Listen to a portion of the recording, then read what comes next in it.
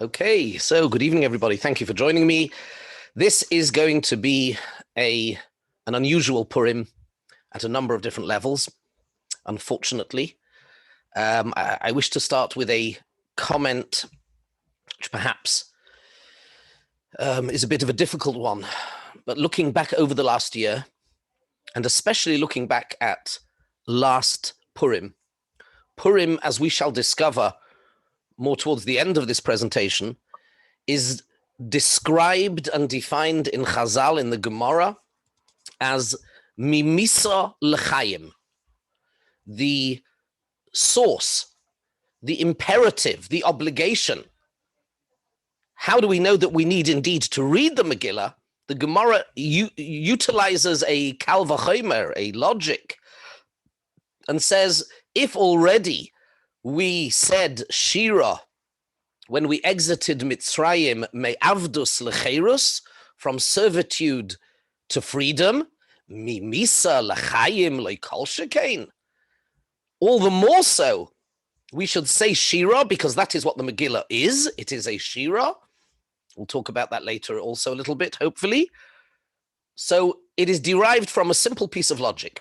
If already we felt the need to sing thanks to Hashem, the Oz Yoshir, when we exited from Avdus to Cherus, Kal v'chomer, all the more so when we go from Misa l'chaim. So this is the Gemara's definition of Purim, a time when we go mimisa l'chaim. So the first thing, let us all say, let us all hope, in Yirtzeh Hashem, that this year Purim is going to live up to our expectation of it, to Chazal's definition of it. It is mimisa l'chaim. Because unfortunately, last year, in many kehillas around the world, and we need, Oida es Hashem, we need to give thanks to HaKadosh Baruch Hu that we didn't know it at the time, but many of us sat together in this very room, and Baruch Hashem, Chazdei Hashem, Shehechiyonu v'kimonu, nobody became ill as a result of it. Unfortunately, other kehillas around the world, Purim was the super spreader event that unfortunately was not mimisa l'chaim, but it was mechaim lemisa. The Rabbeinu Shalom was sending a very strong and tragic message. Let us hope in Yirtzeh Hashem that we have learned so much over the year. Hopefully we've learned to be a bit more humble, to be appreciative, to turn inwards and to look into the Olam HaPnim, look inside, and we hope to come out of this. And this should be the beginning, just before Nisan and Nisim. We should go in Yirtzeh Hashem, this Purim, really to what it lives up to its name, which is Mimisa L'chaim in Yirtzeh Hashem. And that was just by way of introduction to remind us all that although there are obligations, of course, on Purim to be happy and to show external simcha, this year it is simply not going to be possible to do it in the way that we would dearly love to do it. And therefore, it should go without saying, but let me just remind the Kehillah and myself that we have to stick to the rules. There's just nothing to talk about.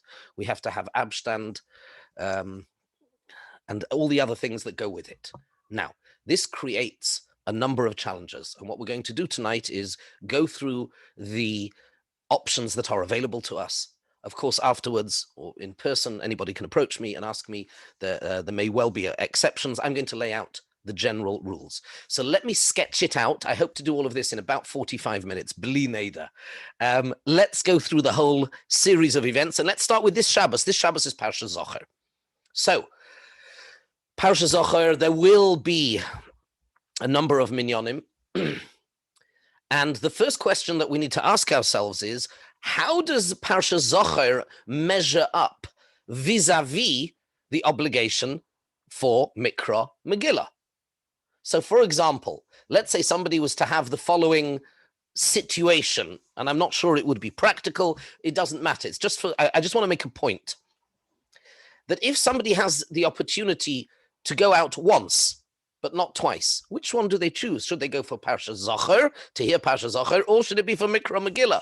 And the answer, I am afraid, is it depends.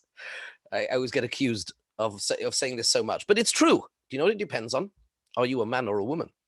Very likely is probably the main question, because the main opinion in halacha is, although there are differences of opinion, but the generally accepted opinion la halacha is that women have no obligation to hear Parsha Zachor. We're not going to discuss why. There is a minhag that they do go.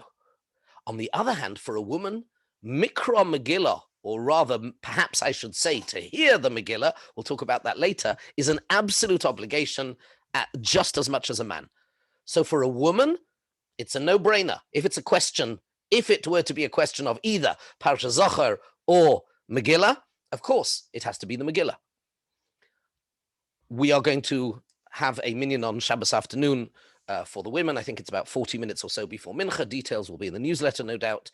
But again, if it is difficult, then given that it is only a minhag, and if a woman is unable to go, she doesn't need to go. On the other hand, for a man, here we find the exact reverse, according to most poskim, and that is, this is the only laning.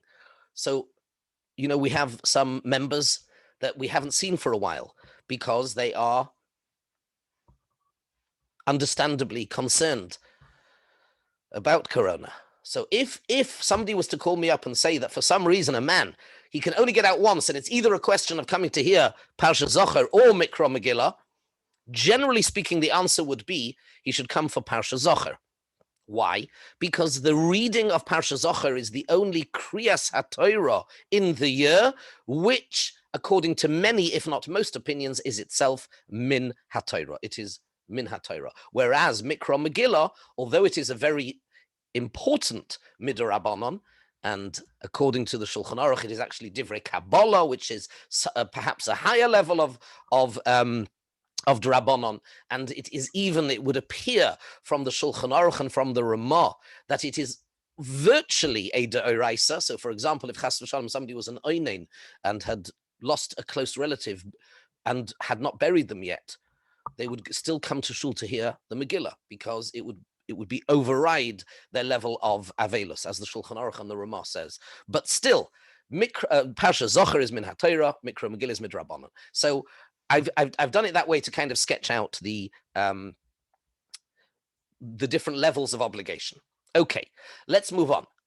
Tanis Esther. Now, it goes without saying that anybody who is either in a quarantine and has any symptoms at all, or feels unwell, should not fast on Tanis Esther. And pregnant and nursing women also, similarly, we're very lenient on that. And even somebody who has had COVID and is recovering but still feels weak should not fast. Anybody else has any personal questions, they should come and ask. At the end of Tanis Esther, of course, we usher in Purim. So we're going to have a number of minyanim. We are all going to be in the tents are going to be up as they were, and on Yomim Noraim. There are also going to be heaters, although I think at the moment looks like we don't need them. We probably could do with some aircon. Anyway, so there are going to be a number of minyanim. There is going to be a minyan for women. There will be a certain amount of places for women in the first minyan, the minyan bismane, but there will also be another minyan shortly afterwards. Now, here's the first shaila.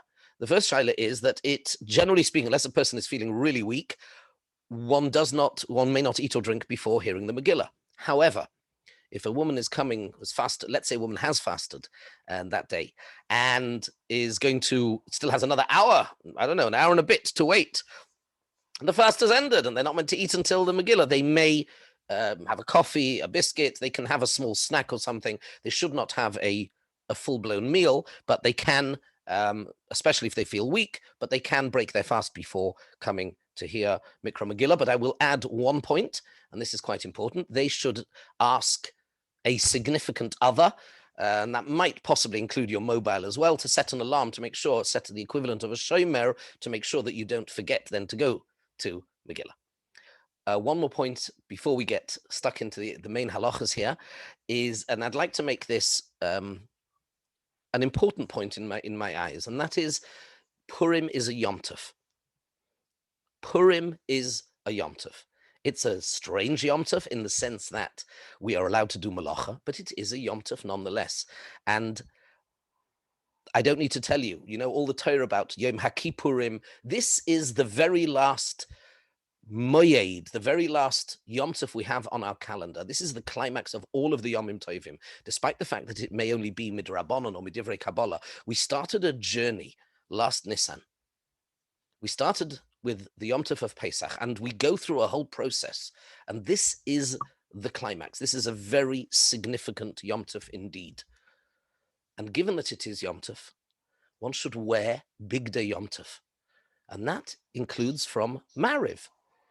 You wouldn't come into another Yom Tov, and this is unlike Hanukkah, interestingly enough. But Purim, it is very clear in Mishnah Berurah that one should wear Big Day Yom Tov. And that is, so you come to Mariv and for Mikra Megillah, you want to dress up, Gesundheit, that's fine. That's another story. But if not, there should be Big Day Yom Tov. And it even says in Mishnah Berurah, really, throughout Purim, there should be lit candles on the table. It needs to have, we need to give Purim the real significance of being a wonderful Yom Tov. Okay, so that's kind of a couple of introductory remarks. Let's get started. So we're going to do a couple of things. I'm going to run through some of the basics, add a few points which are relevant for this year, because there are two major differences, I suppose, this year. Number one, it is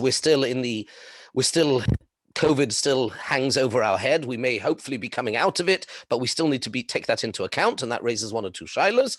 And also, it is Friday, and Purim Friday is always an interesting one. And it is in Eretz Yisrael, it's Purim Meshulash. So if you lived, very unusual, if you live in Yerushalayim HaKodesh, not only do you get snow today, but you get a Purim which is celebrated over 3 days. Some of the mitzvahs are done on Friday, some of them are done on Shabbos, and some of them are done on Sunday. But unfortunately, we don't live there yet. Maybe next year we'll give that shiur. Shine. So there are 4 mitzvahs. Matanos Yonim, giving money to the poor. Megillah, reading or listening to the Megillah. Mishteh v'simcha, eating, drinking the Sudas Purim, and Mishloach Monos. Now these 4, the number 4 is not coincidental, says the Vilna Gaon. It corresponds to the 4 aspects of destruction that Haman tried unsuccessfully to engineer over us. Lahashmid, number 1. Laharoig, number 2. La'abeid, number 3. Ushlolam lavois, number 4. Let me translate. To destroy, to kill, to get rid of, and our money, to get rid of our money as well. So we have these 4 mitzvahs that correspond to 4 different aspects of what he tried to do to us. Lahashmid, he tried to destroy. Obviously, if you kill the Jews, you're getting rid of their neshama. Although the main focus was on the bodies, this was not really so much a spiritual, unlike Hanukkah, this was not about assimilation or that we had to buy their values. It was get rid of them. In fact, the only other incident in history that is in any way perhaps comparable to this is the Holocaust. And this is not this actually goes quite deep. Lahashmid refers to our neshama. Laharoig is to kill our ruach, our spirit. La'abeid, to get rid of our guf, our body. Ushlolam lavois, get rid of our money. And therefore we have these 4 mitzvahs that correspond to these 4 aspects of destruction. Neshama, our Torah. Torah is our neshama. The ruach, lahachayos ruach shefalim, to uplift the spirit. That's the simcha, the spirit, that we counter that by sending gifts to other people. Guf, our body, by eating and drinking. That's the suda. And then the momain, the property, our property he wanted to get rid of, we counter that with a mitzvah of money giving, matanos le'evyonim.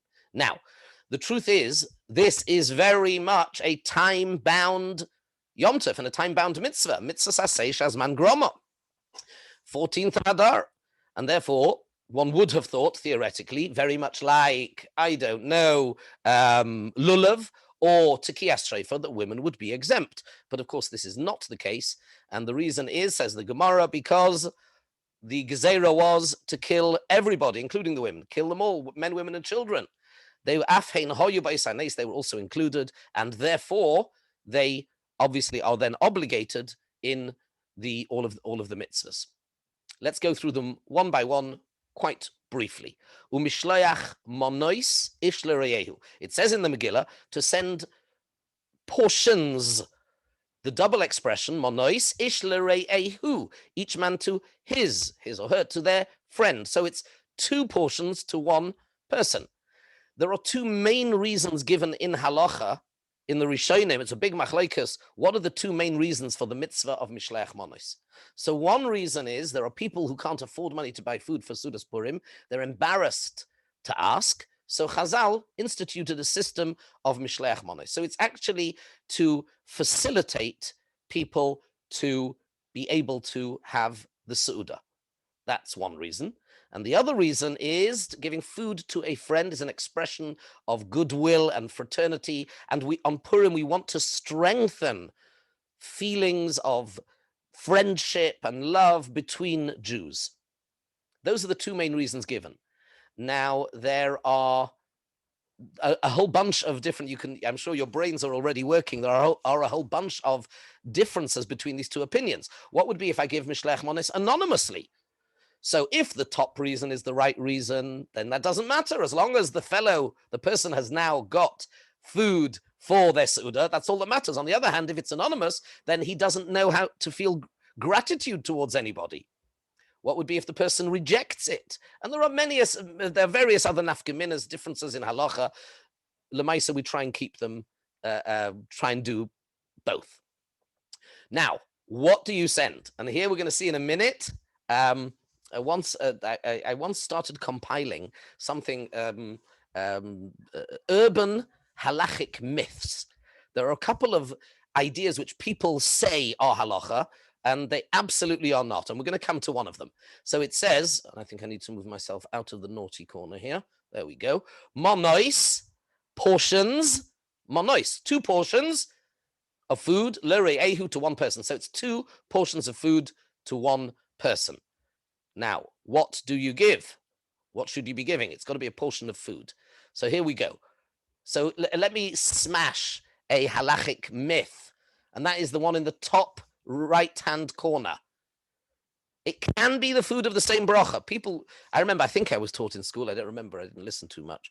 But I think I was taught in school, it's got to be different brachas. People say it has to be different brachas. Nonsense. Not true. It's one of these halachic myths. So let's look at the different qualities these foods really ought to have. Number 1, preferably the food should be ready to eat. So if you're sending a chicken, for example, if it's raw, it's no good. It's got to be whatever it is, it's ready to eat. They need to be different foods. They can be foods of the same bracha. You can send 2 drinks, that's fine. 1 food and 1 drink is also sufficient, and a respectable quantity. It should be an amount that it should be, as it says in halach, it should be mechubad. It should be something, it's not just a kazayas, a little piece. It should be a portion of food. And that is especially true, I suppose, with both reasons, either for the Seudah or to generate friendship and goodwill. So those are the basic halachas. There are various shilas that we could discuss. 2 types of meat is also okay.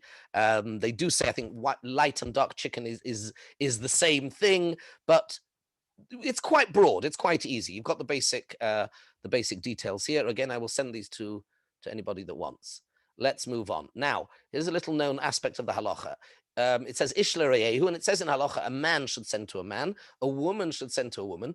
A man and a woman can send jointly, but then it needs to be clear that it is from family X to family X, and that's okay. But make sure there is enough in it if it's coming from the man and the woman. And remember, if you have a bar mitzvah boy or girl, they have their own chiyuv. So make sure that they are doing their chiyuv as well. Matonos lo evyonim is another mitzvah, tzedakah. So here it says matonos lo evyonim.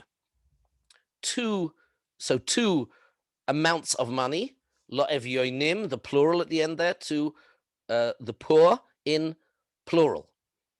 Okay, now who has to give? Men and women are obligated to give matanos levyonim. They have separate obligations. The amount given should be sufficient to buy food for 1 meal. So it's not a question of just giving 3 or 4 euros. Exactly how much? Hard to say exactly, but it does say in halacha that it should be sufficient to buy food for 1 meal. You can actually give money or food for matanos levyonim, a little known halacha, but usually people tend to give money.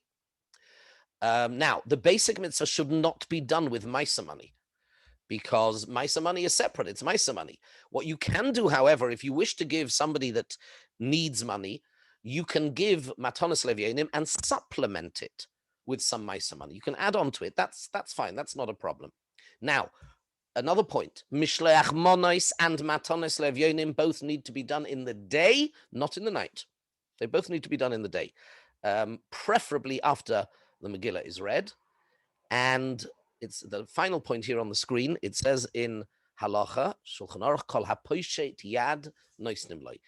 Although during the year, if somebody asks for a handout, we have a right to check, do they need it? Do they deserve it? Use our money wisely. On Purim, we don't ask. Somebody says, give me some money. I need some money. We don't check. And part of the idea is, we'll discuss it a little bit later, we hope that when we daven on Purim and when we ask, and we're going to talk about that soon because it's a really, really important thing, that Hashem looks at us likewise and says he doesn't check our credentials. And if we are not particular on others, then hopefully he won't be particular on us as to whether we deserve what we are asking for or not. Now, Mikra Megillah. Here we get to the main event, reading the Megillah. So one is required to read the Megillah both night and day. Now, this is a little bit unusual if you think about it. Take Matzah, take Pesach. We Haggadah, we do at night. Lulav, we do in the day. Tekiyas Shofar, we do in the day. It's quite unusual. I just need to point out to you that Megillah, and interestingly, we don't do Sudas Purim night and day. I mean, if you want to have an extra, a nice party, you can. But the mitzvah of the Suda is in the day. Mishleach Monos is in the day. Matanos Levyonim is in the day. The only one of the 4 is Mikra Megillah, which has to be read day and night. And this is very unusual. If time permits, I'll give you a nice idea about this. The obligation at night can be fulfilled from nightfall, which is 6:30 until dawn. The obligation to read in the day can be fulfilled from sunrise to sunset.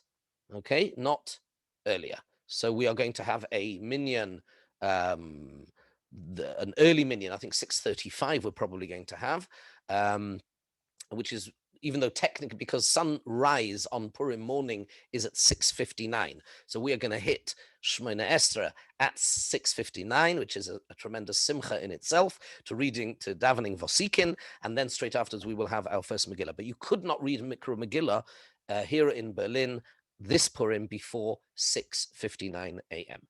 Right. Now, let's go through some of the details of the halachas of reading Megillah, with particular reference to shilas which may be relevant this year. So, the reading of the Megillah should be done ideally in the presence of a minyan in shul rather than reading at home.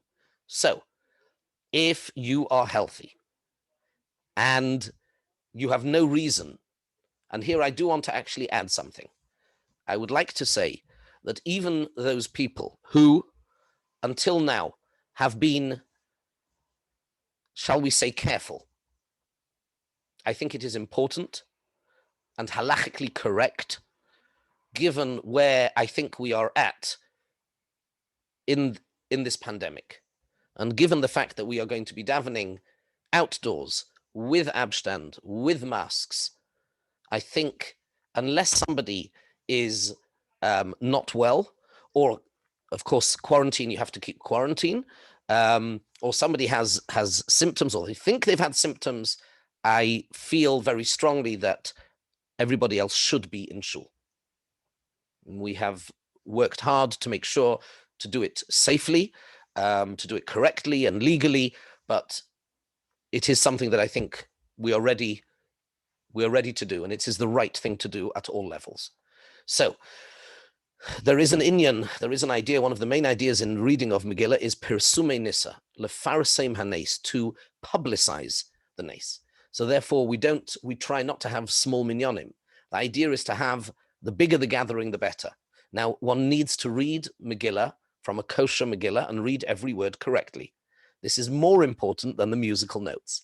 There are words there that are tongue twisters, and they need to be read correctly. The musical notes are less important. Now, unless one knows how to read the Megillah themselves, we employ a halachic concept called shomeya ka'oineh. By listening to somebody else who has in mind to be moitzi you fulfill your obligation. They read from a kosher Megillah, you follow along.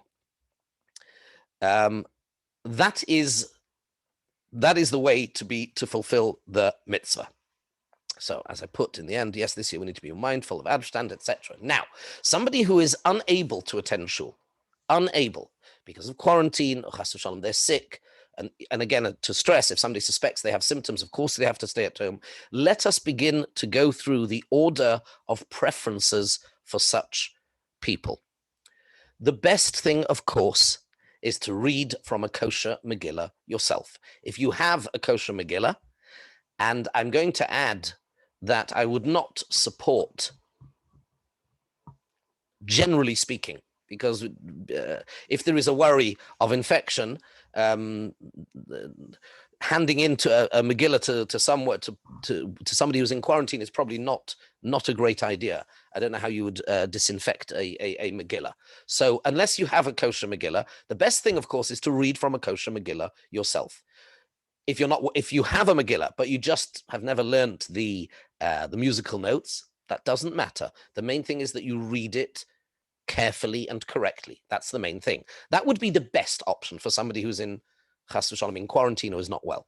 Now, the next best thing, and it's not the time or place tonight to go into all of the different halachic opinions as to the status of sound generated via electronic impulses, or sound that gets then distorted, whether it's a microphone, a phone, or Zoom.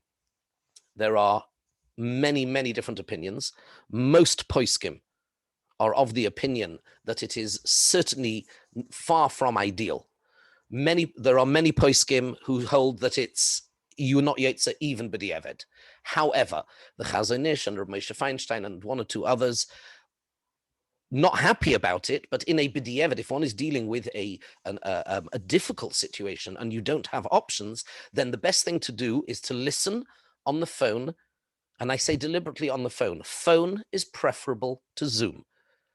Listen on the phone, and we will, in Yetz Hashem, we will do two things. We're going to try and set up technically two things during our Megillah readings. There will be, it will be done through mobile and Zoom. But preferably, it is to listen to on a phone, to a live recording. You may, to a live reading, sorry, not a recording, to a live reading. You may say Amen to the brachas. Again, let's just, without going into the whys. Now, if that is not possible for some reason, then it is, then again, b'diavad. If you don't have a kosher Megillah and you don't have a mobile phone, you can't hear properly from the phone, you could listen. This is not about seeing it. Even if the camera is off, it's about listening. You could listen to a live stream of a Megillah reading, not a recording. Again, this is only really if there is absolutely no other option. And this next comment is for everybody. If you miss a few words, the Bal Korah perhaps is going too quick, then what you need to do is catch up from your Chumash, read from your Chumash to catch up the few words, and that is okay. But that is not to say that you can read lechatchila ideally from a Chumash. Ideally, one should read from a kosher Megillah. So those are the options in order of preferences. The mitzvah of hearing the Megillah applies both to men, women, and children who've reached the age of chinuch. Young children who are old enough to follow the reading should be brought to shul. Again, we're going to, you will see both in the newsletter and we're going to, because we are limited in the spaces, there is approximately 90 spaces in the tent. There will be some minyanim, which will be mainly open, or perhaps only open to men and women over Bar and Bas Mitzvah, and somewhere there will be opportunities for the younger ones as well. So please listen and follow those carefully. So this is a general comment, generally a general comment that young children can be brought to shul from the perspective of chinuch, but not if they're going to disturb. 3 brachas, as I'm sure you know, Al Mikra Megillah, She'oson Nisim, and Shehechianu. Those are the brachas. Now here is an interesting machlokes, and the Ramah for Ashkenazim certainly. The Ramah is of the opinion that for women the mitzvah is not to read but to listen, and therefore, if a woman is listening to the Megillah, if a man is reading for a woman, there are many different opinions in halacha as to who makes the bracha. And if the woman is making the bracha, she makes the bracha lishmaya mikra Megillah, to listen and not to read, because according to the Ramah, her mitzvah is to listen and not to read. We then have this very beautiful bracha, which is said afterwards. We thank HaKadosh Baruch Hu for fighting our battles for us. That's the bracha of Haravis Riveinu, and then we say, after Mariv, we say Asher Heini, and it's just the idea of everybody sort of sitting and listening, I suppose. Let's get to Seudas Purim. Now, again, this is somewhat different. It is a mitzvah for every man and woman to eat at least 1 meal on Purim during the day. I'll throw this in. Chazal obligated all males to drink wine until one reaches the point where the one can no longer differentiate between Oror Haman and Baruch Mordechai. Of course, there are a number of different interpretations of that, whether it is to be taken literally or not. It goes without saying that everybody should behave responsibly. The Ramah is of the opinion, although he says one thing, a very interesting thing in his commentary on Megillah Esther, he seems to take quite a literal idea to this. However, the way it is brought and the way the Mishnah Berurah says, one should drink more than one usually drinks, and then snooze. So as a result of having drunk, and then your yotza. A seuda, it's a proper seuda. Seudas Purim should consist of meat and wine, and many poskim require one to wash bread for the meal. Most of the meal should be eaten during the daytime, and this, in a normal year, we would continue into the night of Shushan Purim. However, Purim on Friday presents more challenges with regards to the seuda. Now, let's talk this through.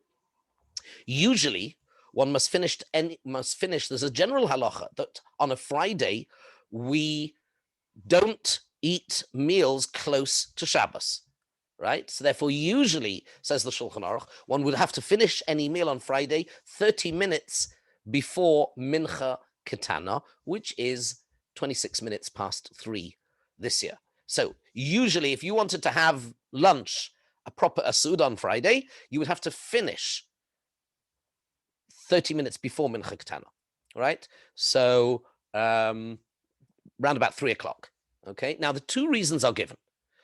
Number 1, some Rishonim say the reason is so to make sure that you are hungry when Shabbos enters. So it's good that you will appreciate the Shabbos food because you're hungry. So don't eat too close to Shabbos. Another reason given by some of the Rishonim is to make sure that you've got enough time to prepare for Shabbos. Those are the 2 reasons. Now, what do we do this year? What do we do on a Friday? Now, there's a similar sort of question when there is a Pidyon Haben or a bris, because I'm not eating this Seudas Purim just because I'm choosing to. This is a Seudas mitzvah. This is an important mitzvah. I am having a proper meal on Friday because it is a mitzvah. So what do? Says the Ramah, ideally, you should start your meal before Chatzos, which I've put for you here is 12:19. Ideally, your Seudas Purim should start before Chatzos. If, however, you didn't, you should still aim to finish for what's called Shah Asiris, the 10th hour of the day, which is 2:59. You should aim to do so. And if that wasn't possible, because it is a Sudas mitzvah, you may continue. Okay, I hope I've laid that out as clearly as I can. So ideally, if it is at all possible, it's a short day. That's why we're davening really early. There are mitzvahs to be done, but ideally, one should start the meal before Chatzos, which is at 12:19. If you didn't manage, you should still aim to finish it before SHiur if you can. And if that really wasn't possible and you're schlepping along, you may continue. There's an interesting minhag in Yerushalayim, which is not relevant for us. I'll just mention it very quickly, perhaps, that they would keep eating right up until Shabbos, and then they would use the Gemara in Psachim Poris Mapa Umakadesh. You put the tablecloth over and you make Kiddush, and you continue then into your Shabbos meal, and then you'd have a Mariv afterwards. But that is not relevant for us for a whole host of reasons. Okay, and that, having gone through, I think, most of the basic halachas, we will use some of our remaining time to give you some Purim-related ideas and inspiration, because Purim is a very special day, and it often gets lost in the rushing around and because the simcha sometimes causes people to lose their mind and to get focused so much on the physicality. But we are told that actually what can be achieved on Purim is more than what can even be achieved on Yom HaKippurim. And I want to give you a few insights into this.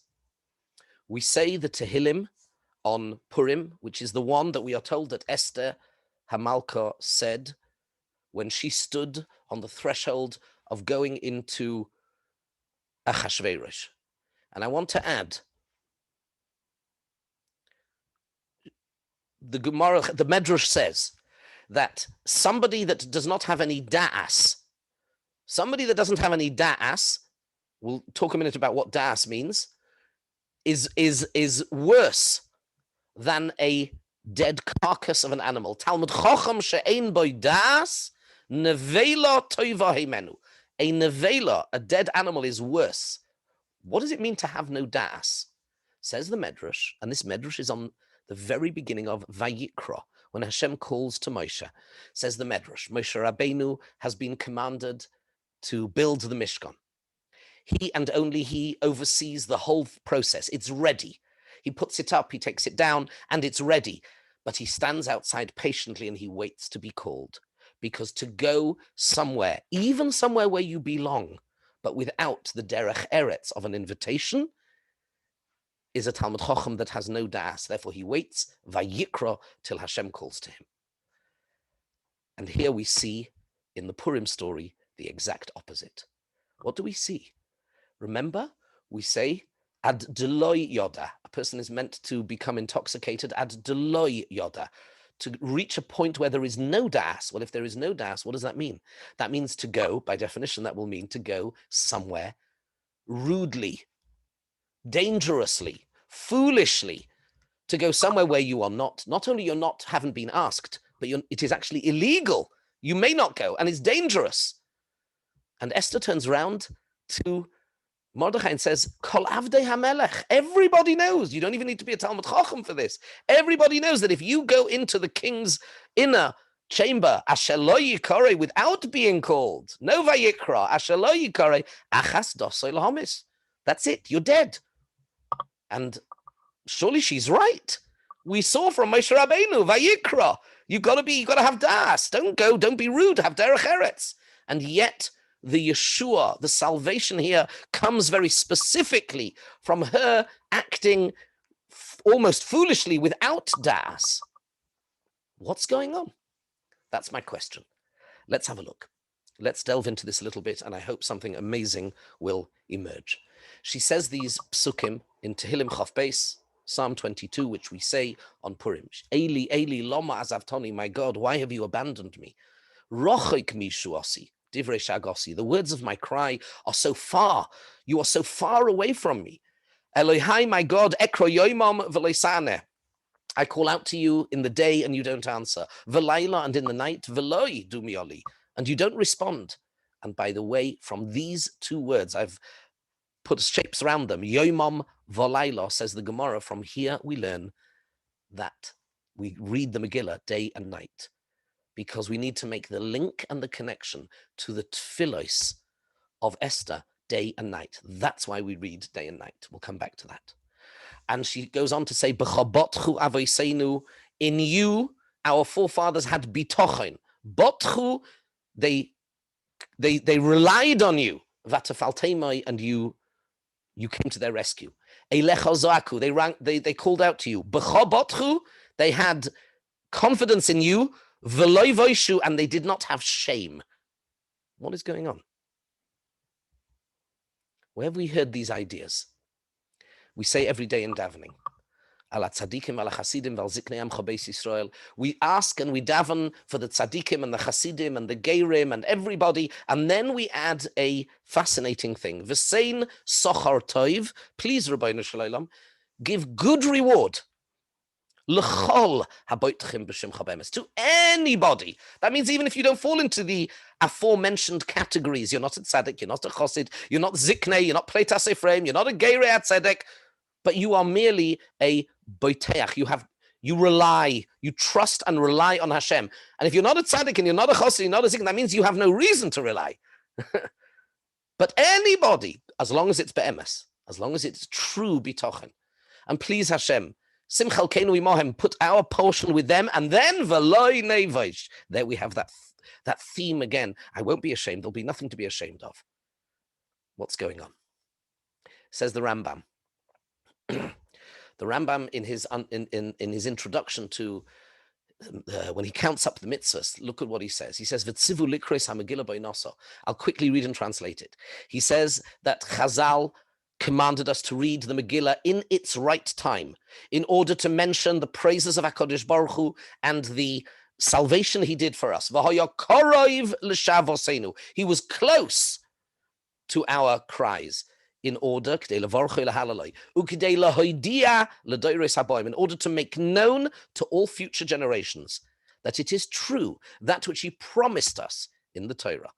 And this is a pasuk, Umi goy godol. Where is there a great nation, Asheloi Elokim Kroivim Elav, that has God close to them? Hashem Elokeinu, like Hashem, B'chol Kareinu Elav, whenever we call out to him. And this is the reason that we read the Megillah the night and the day, to show one thing, to show that HaKadosh Baruch Hu promised us that he is close to us. Korov Hashem L'chol Korov. Anybody who calls out, as long as it's be'emes. If you rely on him, this is what Purim demonstrated. Did we deserve? No, we did not. And yet, we would not be ashamed. Because once there is true bitochen, that triggers sochar tov. And we say this in Shoshanas Yaakov. Lohidia, to make known. Shekol koivecha lo yevoshu. All those who hope and yearn in you will not be ashamed. They'll have nothing to be ashamed of. And they will not be ashamed forever. Kol hachosim.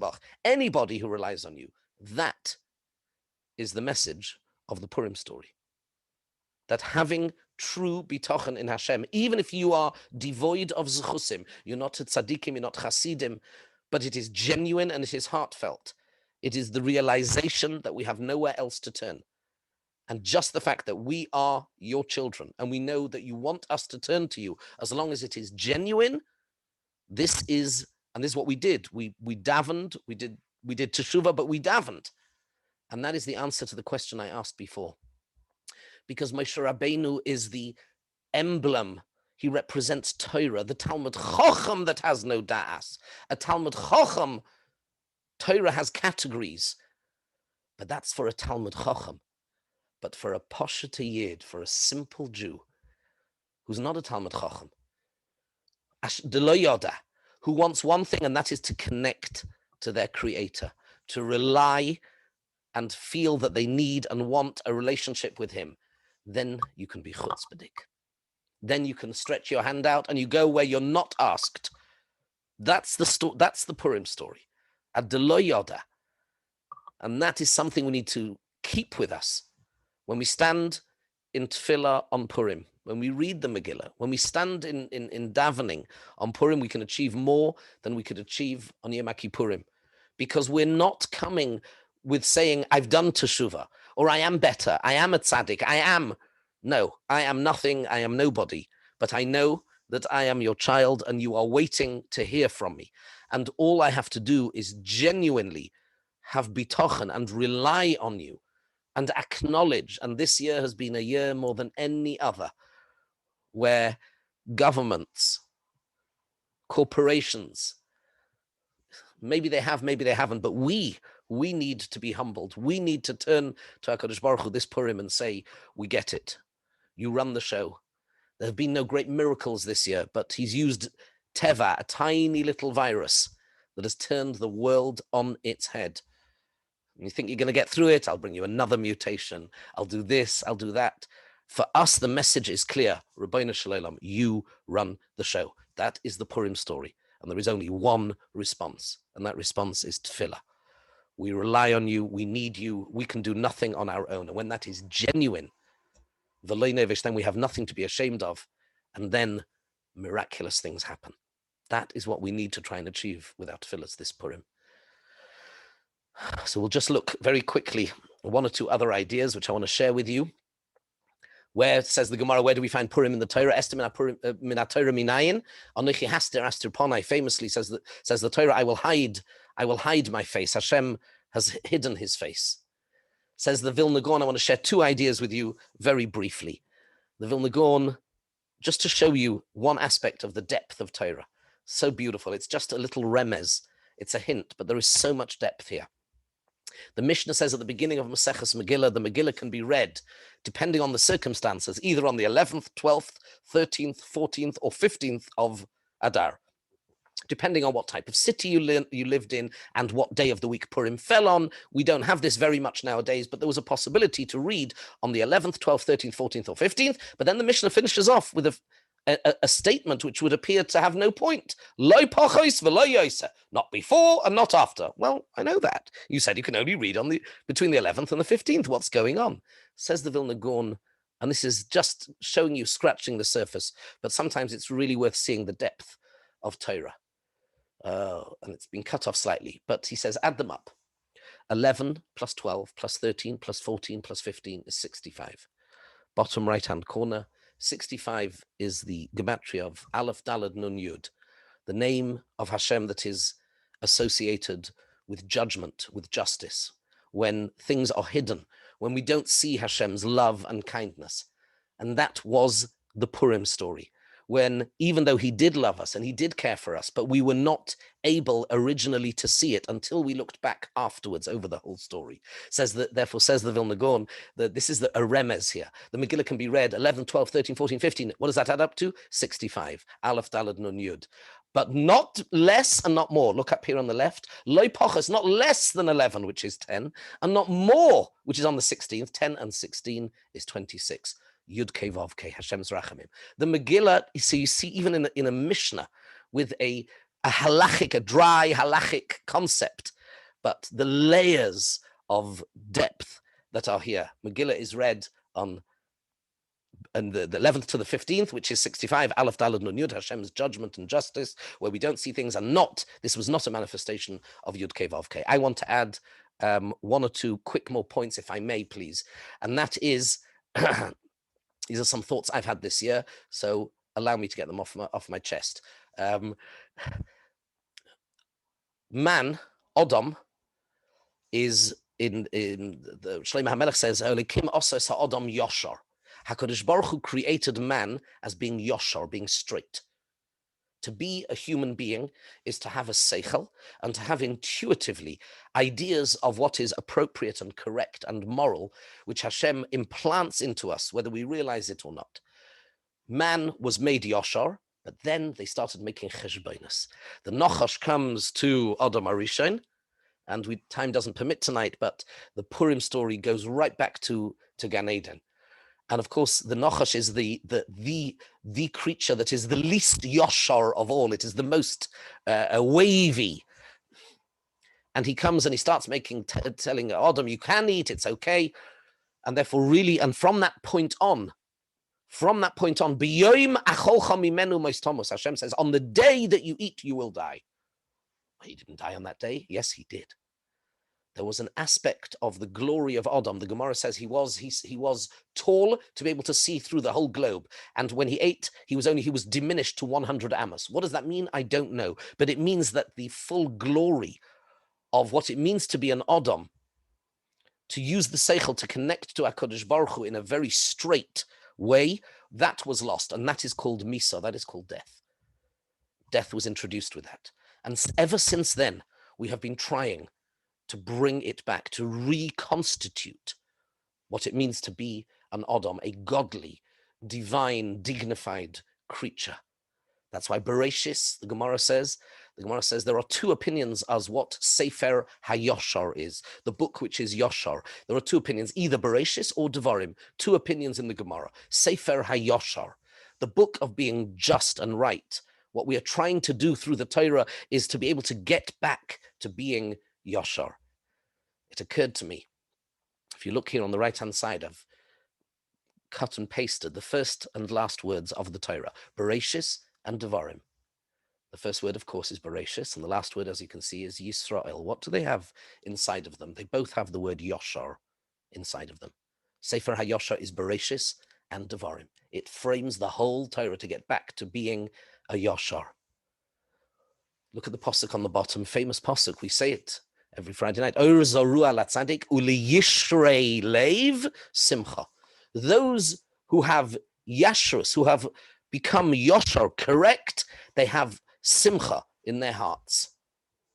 A person who is a yoshar has a focus, he has a purpose, he has a meaning in life, and he has, in his heart, he has simcha. Look at the first and last letter of the Torah, which you have here in this graphic on the left. Le'inei kol Yisrael, it finishes with a lamed. The Torah starts with a base, that's leiv. In that word, the very first and the very last, which contains Yosha within it, uli yishrei leiv. And what comes out of there, if you have yishrei leiv, is of course simcha. And that is the simcha of Purim. Mordechai is Yoshar, he stands up straight, he doesn't bow. Everybody else does, and he doesn't. He knows when to be Yoshar and when to bow. There's only one time we bow. We bow, moidim anachnu loch, and from that little bone in the back, from our bowing when it is correct, that bone gives us tchias hamesim mimisa l'chaim. And the process of going on Purim mimisa l'chaim, it starts then. Then with Torah Shebaal Peh, it continues until, and we're meant to be finishing it off. Today, I think perhaps more than ever, to be a glatter yid, to be straight. Chochmas. There is such a thing as having basic seichel hayosha, sefer hayosha. The Ovois were known more than anything else as Yesharim. Bilam, in his highest level of nevuah, that was the same as Moshe Rabbeinu says, Thomas Nafshi Mois Yesharim. We need to spend our lives trying to get back to that glorious, majestic creature, what it means to be an Adam, to be Yoshar. Now look at this. The Megillah, we are told, is a SHiur, as we started with tonight. Megillah is a SHiur. The Gemara says if already you sing SHiur, remember I started with this evening, if you sing a SHiur when you go from Avdus Lecherus, when we leave Mitzrayim, all the more so when we go from Misa L'chaim. Now we understand a bit deeper. The Misa L'chaim is literally not we were going to be dead. It is Mi Misa L'chaim. Until that point in time, Klal Yisrael, there was an aspect of them that was dead, and we started becoming Yoshar. Haman comes up against us, and Haman is the representation of evil in the world, the Nochash, Lashon Hara, and Mordechai stands up to him. And in the end, look what happens. Look at the graphic here on the left. The Gemara asks a question. Look at these two shiras you have here. The one on the right is Oz Yosher. Look how it's written. In Halacha, it's called Oriach al Gabe Levena. If you've ever built Lego or Duplo, you know this is the right way to build a wall. You don't do it like it is on the left. You do it like it is on the right. Oriach al Gabe Levena, half on top of each other to give it tensile, to give it strength. That's how most shiras are written. But this shira of the 10 sons of Haman, this shira which is Mimisa L'chaim, it's dead straight. This is the only time, by the way, Haman was straight, is when he was dead, when he was hanging there. Oh boy, then he was Yoshar. And it's not a joke, because the Gemara says, why is it done this way? So there's no way back up. You see, you can climb up. On the one on the right, you can climb back up, whatever that means. There's still some possibility, some vestige of goodness in Mitzrayim. But Haman, he's written himself out of the script. Now look at this final idea. So this is the Shira of the 10 sons of Haman. And we're told that in halacha, these 10 sons of Haman have to be said in one breath. That's the halacha. That's why the chazan will stop and everybody takes a deep breath and they read it. And I think it's also a little bit like the shofar, by the way, the other mitzvah we do with our breath, we exhale, which is a moment in which you're not living. Living is inhaling, not exhaling. This is the day that we, again, going back to Adam Arishan. One breath, you've got to say that all in one breath. Why? Where do we find this? This idea that you'd have to do something all in one breath. Because it is, sorry, move myself around here, it's mimisa l'chaim.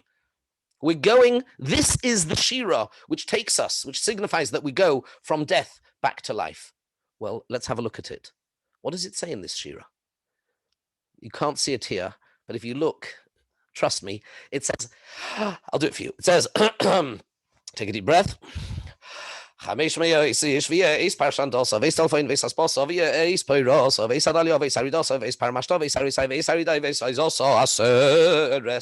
what have we just said?